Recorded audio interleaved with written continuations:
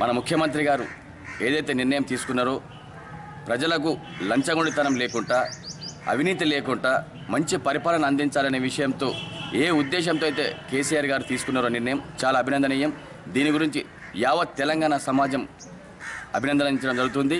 ఈ యొక్క కొత్త చట్టాలు తీసుకురావడం మూలంగా పేదవాడికి లాభం కలిగే విధంగా ఈరోజు సీఎం కేసీఆర్ గారి నిర్ణయం తీసుకోవడం చాలా ఆనందకరంగా ఉంది. ఇప్పటి వరకు కేసీఆర్ గారి పాలన చాలా బ్రహ్మాండంగా సాగుతుంది. కేసీఆర్ గారు ఎటువంటి అవినీతికి తావు లేకుండా పాలన సాగిస్తున్నారు. ఈ 5 సంవత్సరాల్లో ఎటువంటి అవినీతికి తావు లేకుండా తను బ్రహ్మాండంగా పాలన సాగింది. ఇకపై ముందు రెవెన్యూ చట్టంలో అలాగే మున్సిపల్ చట్టంలో అవినీతి లేకుండా ప్రజలకు బాగు జరిగే సంబంధంగా మార్పులు చేయడానికి తను నిర్ణయం తీసుకున్నాడు. ఆ నిర్ణయం పట్ల పేద ప్రజలందరికీ చాలా బ్రహ్మాండమైన ఉపయోగాలు జరుగుతాయి.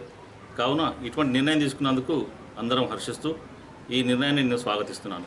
కేసీఆర్ గారు తెలంగాణ రాష్ట్ర ముఖ్యమంత్రి కేసీఆర్ గారు తీసుకున్నటువంటి నిర్ణయం కొత్త రెవెన్యూ చట్టం తీసుకురావడానికి ప్రయత్నం చేస్తున్నటువంటి ఆలోచన, దాని పట్ల మేము చాలా హర్షం వ్యక్తం చేస్తున్నాము ప్రజలము. కావున అటువంటి అవినీతి లంచగొండి మొత్తం రూపుమాపాలని చెప్పేసి కొత్త మున్సిపాలిటీలు అలాగే కొత్త రెవెన్యూ చట్టం తీసుకొస్తున్నటువంటి ముఖ్యమంత్రి గారికి కృతజ్ఞతలు.